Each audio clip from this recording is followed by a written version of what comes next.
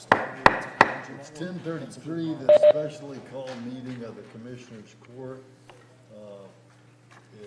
is convened. We've got, all of our legal notices have been posted for the meeting, and the court is duly called. All of our members are present. Is there a motion to open the special call meeting? Second. All those in favor signify by saying aye. Aye. Bailiff will please open court. All rise. The Dallas County Commissioners' special call meeting is now in session. The Honorable Judge Clay Lewis Jenkins presiding. You may be seated. All right. Education is, Lord, give us some sense. And the first item is a court order put on by Commissioner Koch. And is there a speaker for that, or is it just a random speaker? It's a speaker at the end. Gotcha. All right, so Commissioner Koch, you want to lay out your order? Oh, sure. Well, I guess I'd move the order. Okay, move the order. Is there a second on his order? I wanna second it and maybe even amend it and give him a chance to lay his order out, but I will second this order as it is. Basically, part of the discussion that we had at our prior court was essentially that the COLA piece of salaries should be dealt with, equitably, right? Commissioner Daniels spoke, not at length, but, kind of briefly and intermittently about the fact that we're all working for the county, we're all doing these things. So it does seem appropriate that, due to the effects of inflation, salaries are essentially degrading over time because of that. This was the cost of living adjustment that our very capable Dr. Watkins sought out, and looking at the various measures and economic data, this would be the fairest solution to make sure that individuals were not losing the real purchasing power in their salaries. So, upon further reflection and thinking more about how we're going to deal with this in the future, I think it's appropriate to pass kind of a clean order, if you will, making sure that both elected officials and employees don't have that degradation to their salaries. Basically, we're always keeping up with inflation, and separate that and not hold it hostage to the decision about what we're doing otherwise. So for my part, I'm supportive of making sure that, salaries keep pace with inflation. I don't plan on supporting anything else regarding increasing salaries in any other way. The equity argument was made, and I put it in here basically. So I'm putting this forward basically to make sure that we get a 2% increase for both elected officials and employees, so that none of those individuals' salaries degrade due to inflation. Judge, I did second, and I said I probably wanted to do an amendment, and of course it'll be entirely up to the maker. But Court Order F1 recognizes and recommends that the FY 2022 personal consumption expenditure price index is 2% for all personnel occupying regular and full-time positions as allowed and approved by the January 2022 budget. The county policy that has been approved by the court, Section 70-336, allows for that annual percentage increase based upon the personal consumption expenditure price index that's published by the U.S. Department of Commerce for the prior 12 months ending June 30th. This policy allows for an increase up to 3% to the extent that funds are available. current personal consumption expenditures, excluding food and energy, was 3.6%. You know, and if you take and add the food and the energy costs, it'll get beyond 3.6. And so I am reminding the court of the policy that we have, and the policy basically says that each year during the month of January, all personnel occupying a regular full-time and regular part-time position shall receive an annual percentage increase based upon the annual percentage increase in the personal consumption expenditure price index. And this is published again by the U.S. Department of Commerce. The salary shall be revised upward for all grades, ranges, and positions to reflect a percentage equal to the percentage increase in the PCE index up to a maximum of 3%, and will be made only to the extent that the funds are available. The index used for the PCE price index published by the Bureau of Economics and Algebra Department said it is effective as of June 30. And so what I guess I'm asking Commissioner as a consideration this morning as a friendly amendment, we've already been able to show that the PCE, excluding food and energy, was 3.6%.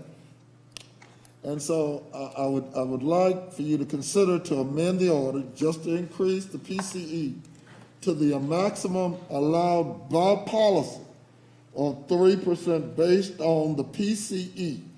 And the PCE, if we add food and energy, is 4.2% as of June 2021. This does not impair the budget. And if you look at our budget, you will see that, as you said, Mr. Arthur, is that this treats all Dallas County employees the same. And when you just look and see what this county has historically done, we have not in the last 15 years basically raised in taxes. We can get into any parts of that you want. But what I'm basically asking is the opportunity to amend a 3%. It will not impact the budget. I think the judge in the last budget appropriation had asked that a salary of individuals over $60,000 be considered, so therefore an appropriation was placed in the budget of about 1.4 million. Under 60,000, right, okay. So my point is the appropriation is already there and will not negatively impact this budget. And it keeps all of our employees on pace with what the policy of this court has embraced. And it's reading. So, Mr. Arthur, I'm just asking for a consideration of 3, which is 1 more percent, but is less than the 4.2% that if you add food and energy, which is a lot of our cost, and we all basically have to deal, with that cost factor. And so that's what I'm asking for as an amendment to your order. Does the maker accept the amendment? Before I consider that, can we have Dr. Watkins walk us through, because there was a couple of pieces of facts there that I'm just not aware of. So can you tell us about how you got to the 2% PCE? And I wasn't aware that calculation pulled out any consumer good. Rather, I thought it was, Food and energy. So on my presentation, Dr. Watkins, can, I'm sorry. Hold on. Yeah, move the mic. You're up in there by yourself. Just, I mean, yeah, that's just, cause I can hear me. Oh, take it out. Is it okay? yes. Yeah, okay. you're by yourself up in there. Okay, so on the presentation I made to Commissioners Court September 7th, one of the things that I talked about was the average PCE was 3.33, but my recommendation was 2% based on some of the other things that the court had suggested or asked me if they could include in the budget.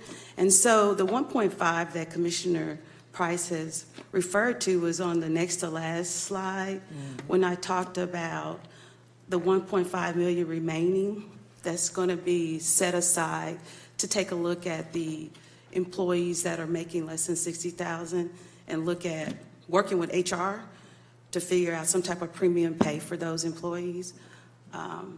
And so that is the 1.5, I believe, that you're referring to. It is, Okay. yeah. So that's within the budget that was presented. And we were not going to look at those until after October 1 and work with HR to see how we can come up with a plan. And I thought that that's what we all agree. I mean, that 1.5, we will look at the employees that really need it, right? That are making less Then the 60,000. $60,000 a year. Well- And that's, for me, is fair. And that's what we agreed was going to be a 2% across the board. So the 2% PCE, yes. ma'am. Correct. You know, about the food and energy, well, I understand it for, the matter of conversation. However, elected officials do get car allowances, most of them. So there it is, the energy part, Commissioner. I mean, from my point of view, I will rather stay at the 2% for our employees. I will still not in support of elected officials getting an increase in salary. But especially in the middle of a pandemic, when a lot of people don't even have a job. But for employees, I definitely will support. So let me ask you a couple of questions, make sure I understand. Let's assume for a moment that the 3% passes, okay? An employee, regardless of their income, whether they make under 60 or over 60, because we would use that under 60 pool for this 3%, right? So the employee would get a 5% pay increase, right? Yes, sir. Okay. The elected official would get a 3% pay increase. Yes, sir. Gotcha. Correct. Okay, let me ask you another way. If we didn't vote for this, I'm sorry, Judge, repeat. I'm sorry, I'm asking her questions so Sure. that I understand what's happening. Okay, so this doesn't get voted for, and we rock along with what we were doing. Would the people under 60,000 get more of a pay increase, or would they end up around 5%? It would have been 1%, remember, based on what was set aside would be only like 1% for the 60, under 60. Okay, so they would have gotten 5% either way. Yes. Gotcha. So it's gonna cost a little bit more because we're also giving 5% to people who make over 60, and of course, a little bit more because we're giving 3% to the elected officials. Is that right? But remember, if you're looking at those under 60, because of the extraordinary work that has been done throughout the COVID and the ARP period, we are able to use premium pay from ARP to pay those under 60. Remember, those are the people who were coming into work as clerks during this whole COVID period. They were the ones who were still serving people at the clerk windows, in the tax office, and the clerk's office. So we are able to justify, and Charles, correct me if I'm wrong, the premium pay for those employees, if that's what the court decides. We'd have to bring a plan to you guys for your decision on Premium pay that. for the under 60s. Yes. That's an option as And well. that's the confusing thing to me that I just want to get clear. We're not doing that, right? If this passes, they got their 5% from this. And the that right? 1.5 are gone. Correct, so, Unless you still wanted to, that's what I'm saying. If you still wanted to do Okay. with those. So let me ask this question then. So let's assume this passes, and it's a 3%. Well, we already had 2%. So what's the extra cost of this? The 1%. So the 1% elected for officials are like everyone, $250,000 the additional- something, right? Or, I'm sorry. The elected official 3% is not very much, what is that? So just for the elected official, remember, the 48,000 that was mentioned in the court order is already included in that PCE And so that'd be initially? like 70,000 or something. Yes, sir. So it's a 70,000. Okay, so the 1% extra for the employees is how much? So For the 1% everybody. is what's costing for, across the board. It's Across totally, it's like 1.35. 1.35. Which Yes, is sir. what Commissioner Price is That's proposing. what it Gotcha. is. So it takes the 1.5 pretty much out from the 60%, for the people that make less than 60%. Yes, but as Mr. Martin stated, that is an option if we wanted to do that for ARP. Now, is that right? 1.35 is of our salaries? Wouldn't it be higher than Well, that? it's, no, All so salaries, because we all already. 6,000 people? I think it'd be higher. Yeah, so it's already was included, the 5 million was already set aside for the PCE. And so it's an additional 24,000 if you want to do a 1% for your, No, forget about the elected officials for a second. so keep in mind, this is only 9 months for the PCE, it's Yeah, not 'cause it 12 don't start months. till January. Okay, It's not the 12 months, it's the 9 months, because it's effective January 2022. gotcha. So that makes it a little lower, And you based said- on the okay. HR recommendation and policy. And so, but you're sure of that number, that still seems low to me. For all 6,000 people, 1% is, for 9 months, is 1.35. So for the PCE, there have to be field position, not vacant position. They're all field, full-time and part-time positions. Yes, sir. Yeah, Okay. because it's a number of them. Thank you. Yeah, that's, But essentially, so that 1.5 that was going to be allocated disproportionately to those under the 60,000. 60, that gets wiped out. Okay, well, Yes. for that reason, I'd like to protect that 1.5, so I'm going to reject the friendly amendment and, you know, Well- leave it as initially presented. And my position is always the same, that elected officials know what they make when they run, so they, you know, we don't give I don't vote for elected official pay increases. But from what he's saying, I'm not sure you are protecting anything different, because what you're saying is, if I'm understanding it correctly, what you're saying is that with that 1.5, we were only gonna look at giving them another percent anyway? that's it. It's not like, so Commissioner Koch, just so we all understand one another, it's not like if that 1.5 is gonna amount to a 2% increase for them if the No. people over 60 don't get it. Because we were just looking at cap at 1, right? Or was it 5.5? So for the elected officials, it would be 3% based on the amendment, right? And then for countywide, it'd be 5% for the staff. And if we didn't do that, any of this, those under 60 still would be at 5, right? Yes, based on the 1.5 million that's set aside for those under 60,000. Yes. How do you figure that? Because looking at the page prior, Leave there it are as it three, is. there are Doesn't three matter. parts that affect the salary increases, right? It was the PCE, Right. it was actually 4. The PCE equity pay policy that they'll take a look at as well. Then it's the structure, and then the 1.5 under 60. So the equity pay policy is something that the HR department, Human Resources, will look at in January as well, for those that are not making the max and higher. So that's part of the workforce investment, that's part of the proposal as well. Okay, so, all that said, you reject the friendly amendment, correct? Okay, if he rejects it, then I'll make a substitute. I'll withdraw my second and make a substitute. Do we have to vote on the first one first? Well, there's no second, so it dies for Substitute lack of goes second. first. You have to vote on his, well, you have to see if there's a second to his substitute, and if there is, then the substitute will be voted on first under our rules. Is there a second to his substitute? I would second his substitute. You're seconding the substitute, okay. Is there any discussion on the substitute?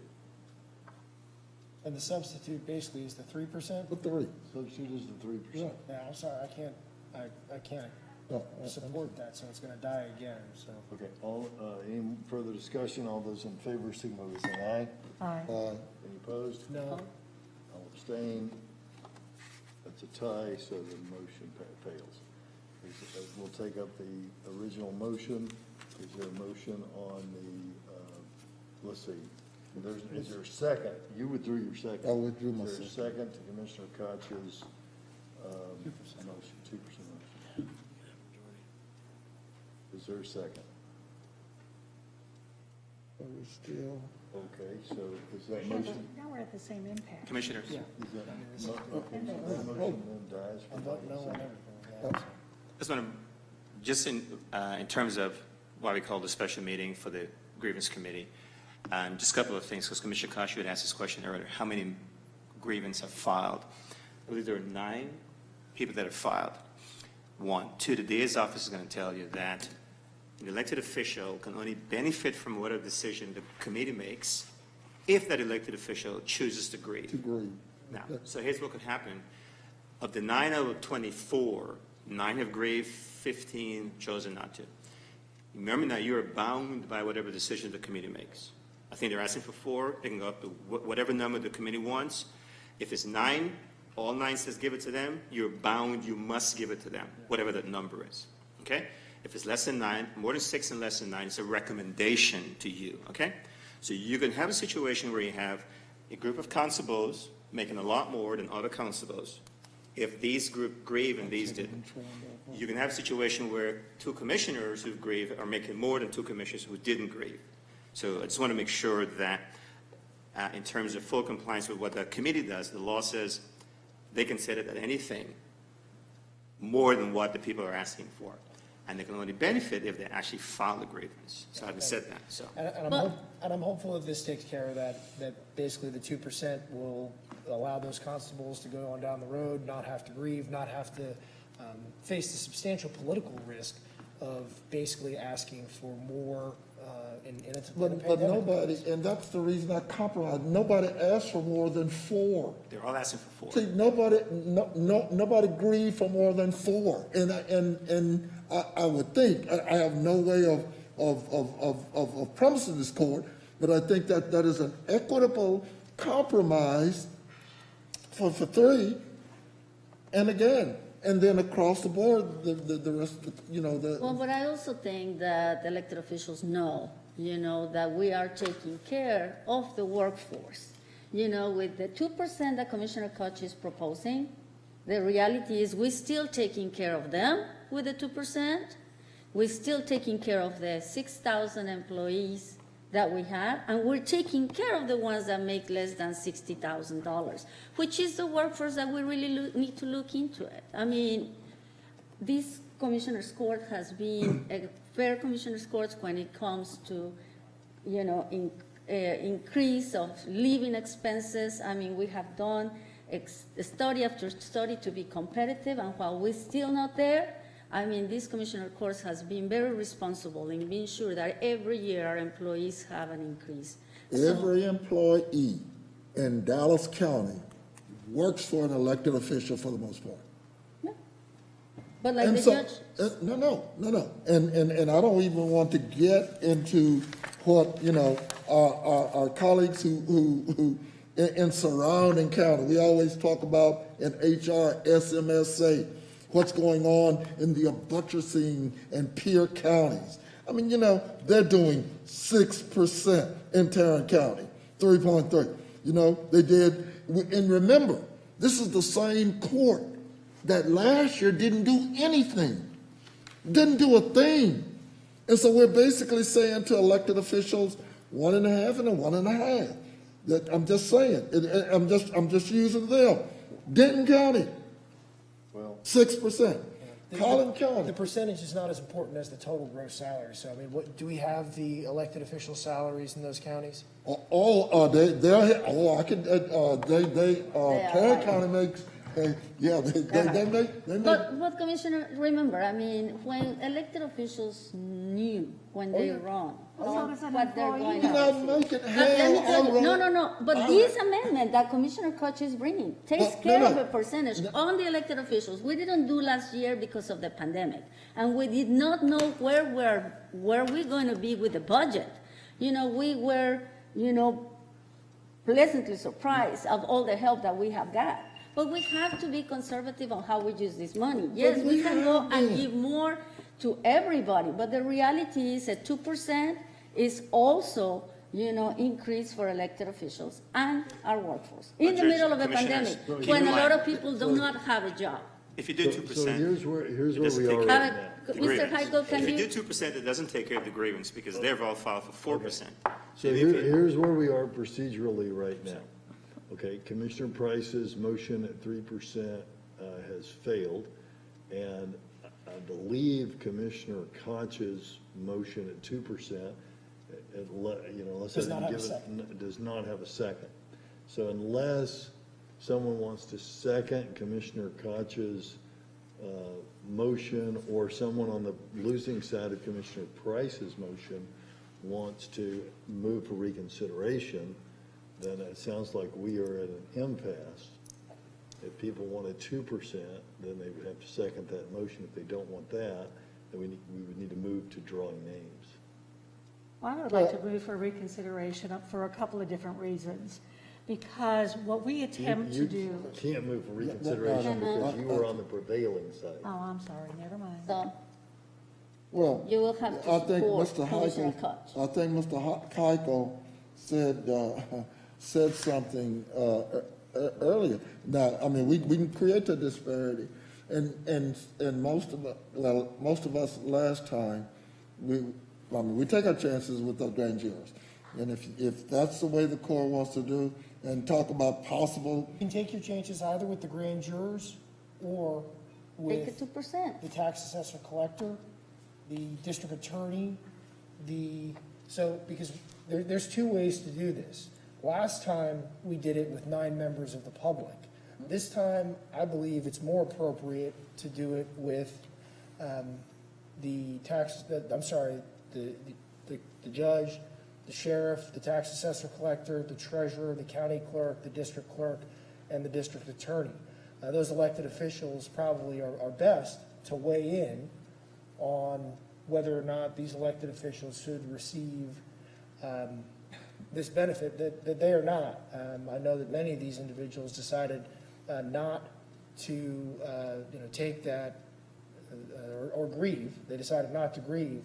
And of course, they're all facing elections, so they have a closer tie and bond to the electorate because they are facing re-election. So I think that would be the appropriate 9-member committee plus the additional 3 grand jury members, thus saving COVID exposure to grand jury individuals that don't necessarily need to do that. Either one. We'll take Of course, the either issue there, Commissioner, is, and you're right, Commissioner Koch, the statute allows you to choose the composition of the committee to be those 7 positions you mentioned and 2 public members. Okay. But of course, you will have to make sure if you pick them that they're going to serve, because the statute doesn't give you any authority to compel serving. It's just a request.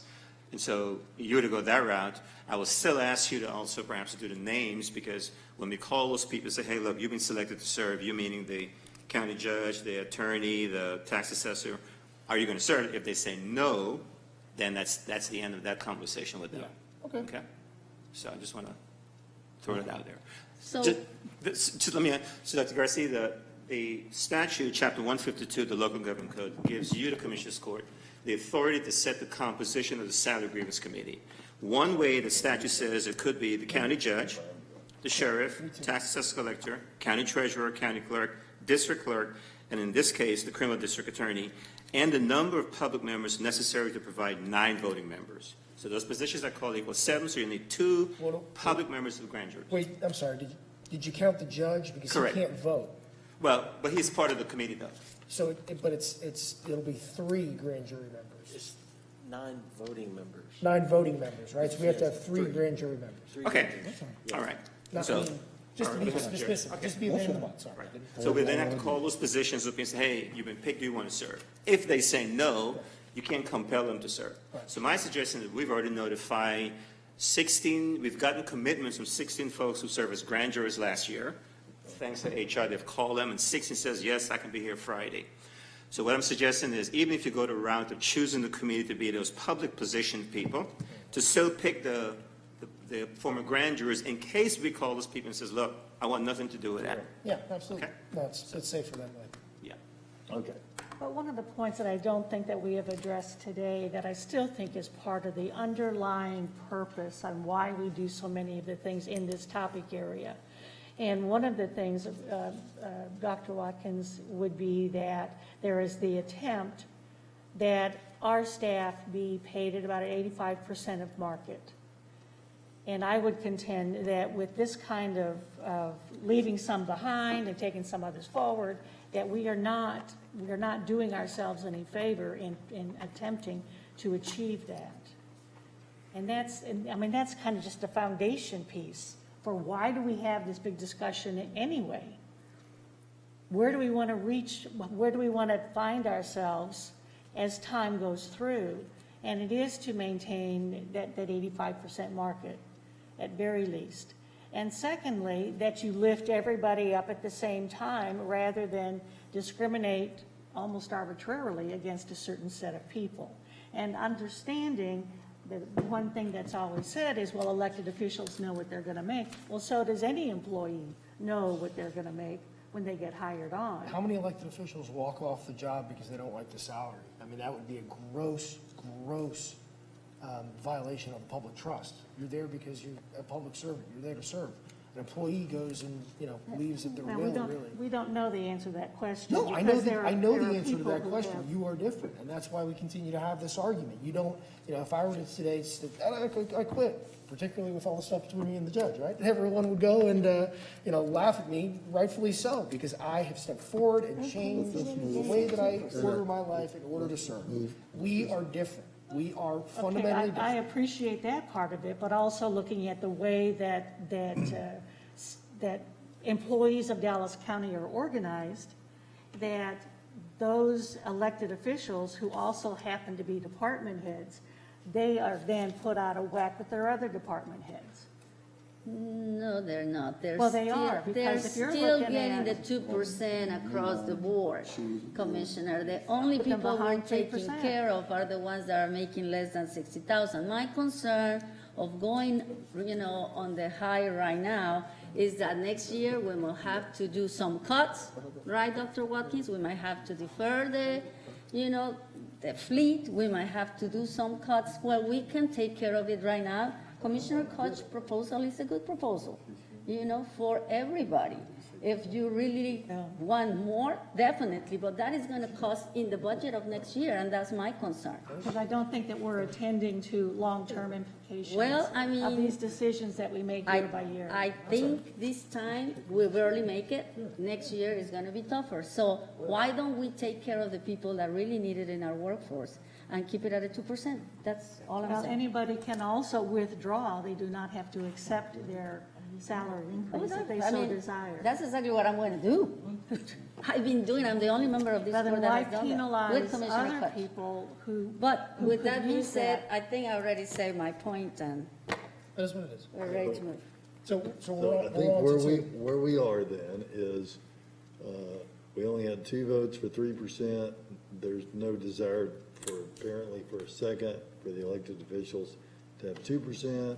This takes us to the issue of the composition of the committee. Commissioner Koch, you have a motion to compose it of elected officials. Yeah, I move number 2, F2, and I move it with the understanding that we compose it of the elected officials and 3 grand jury members, bearing in mind that we contact that entire list of 16 in order to make sure that we have reserves as allowed for in the statute. And I guess, Mr. Miller, can you elucidate that point? I mean, we're allowed to contact more than we need. Yes. So if there are, Yes, Commissioner. So the Salary Grievance Committee, by statute, has 2 different versions. The first version is to have the county judge plus elected officials plus 3 members of the grand jury. Or if you so choose and vote, you can have 9 members, 9 former grand jury members. So you have to pick which one, but we can do alternates. I would ask that you draw the names and list them as alternates. If the elected, if the body chooses to use the elected officials, name all names drawn as alternates if we have to go to the 9 members of the grand jury. So I move to with the stipulation that we are using option 1 in the statute. Yeah, and I'll second that motion for the reason that, as has been pointed out here, some people agree for 2%, some people for 4%. There's an opportunity here for disparity that is lessened by having people that are steeped in the county, on the grand jury and, or on the special panel, whatever you call this, grievance panel, that understand that, so I'll second that. All right, is there any discussion on that? Hearing none, all those in favor signify by saying aye. Aye. Aye. Any opposed? Nay. No. So that's Nay.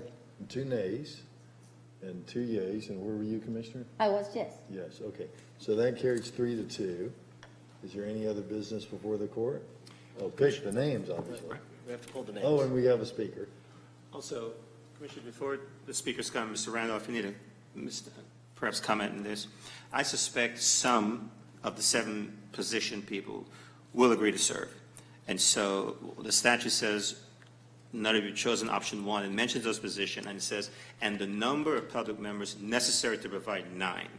So it's possible you may have 1 or 2 elected officials agreeing to serve with the others.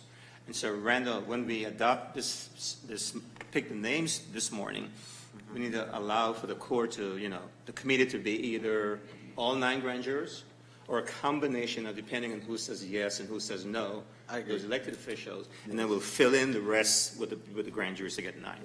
Okay? I agree. Okay. Interesting. So, that leads to Mr. Miller. Mr. Warren asked this question, how many alternates?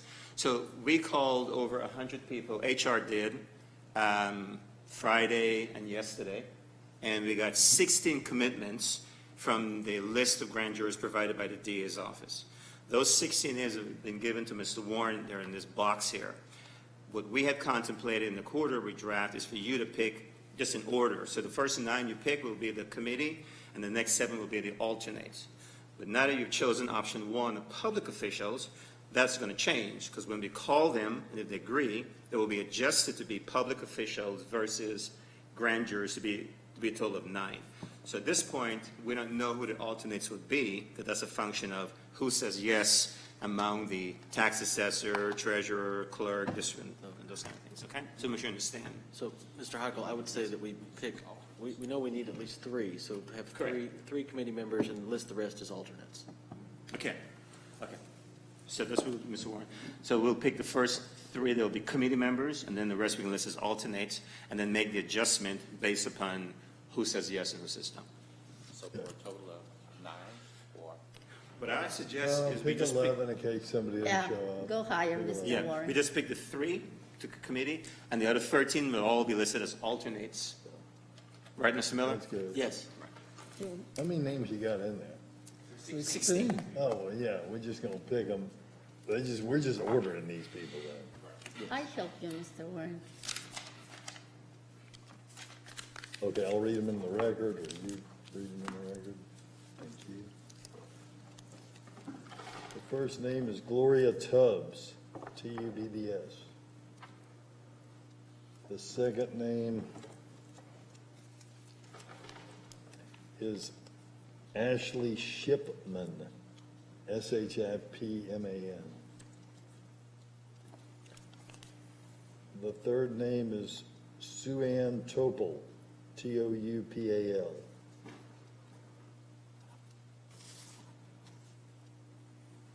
The fourth name is Yolanda McKellar, and that's Yulanda,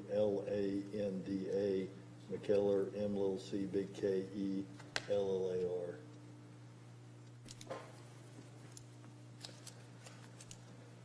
The fifth name is Stephen Lascola, Lascola. The sixth name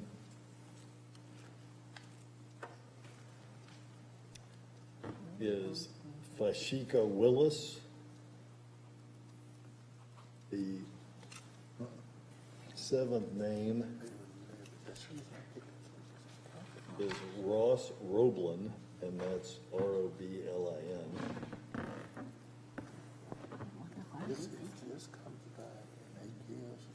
The eighth name is Clarissa Cobb.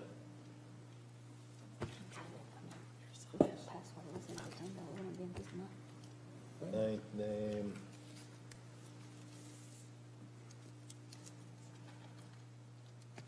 is Tammy Burris, and Tammy spells that with an I at the end.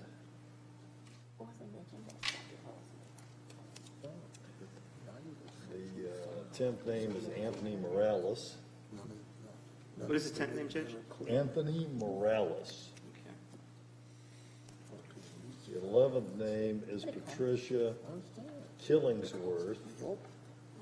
That's with a K. I miscounted that. Let's see. Do them all. Yeah. two, Yes, four. yeah. Yes, do them all. Because we don't know, yeah.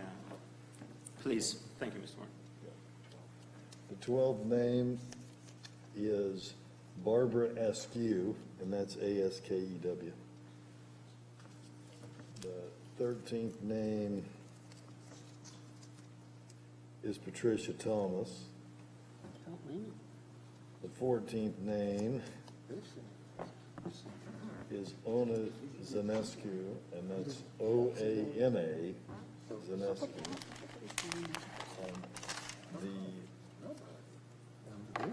The 15th name is Christina with a K Norton. And the 16th name is Sandra Kenton, and Kenton is with a K.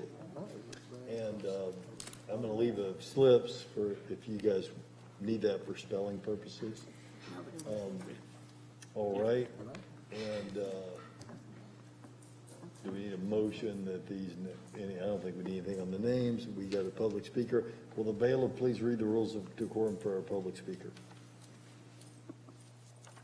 All Commissioner Court attendees are hereby advised that this meeting is conducted in accordance with the provisions of the Dallas County Code, Section 74-71. The visitors and registered speakers are to preserve order and decorum at all times.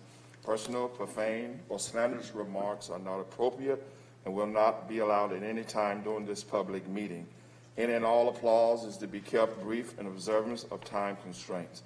Disruptive visitors and or registered speakers may be removed and are subject to the penalties provided in the State of Texas Penal Code, Sections 38.13, 42.01, and 42.05. Registered individual speakers are limited to a maximum of 3 minutes, and the maximum discussion on any one topic is limited to 30 minutes. Thank you. All right, and somebody have the speaker list? I seem to have misplaced It's it. all over. Just read it, just say that. What about it, Sandy Crenshaw? That's it. Okay, Miss Sandra Crenshaw. Miss Sandra Crenshaw. Miss Sandra Crenshaw. Does anybody see her online? All right, this concludes this specially called meeting of the Commissioners Court. We are adjourned.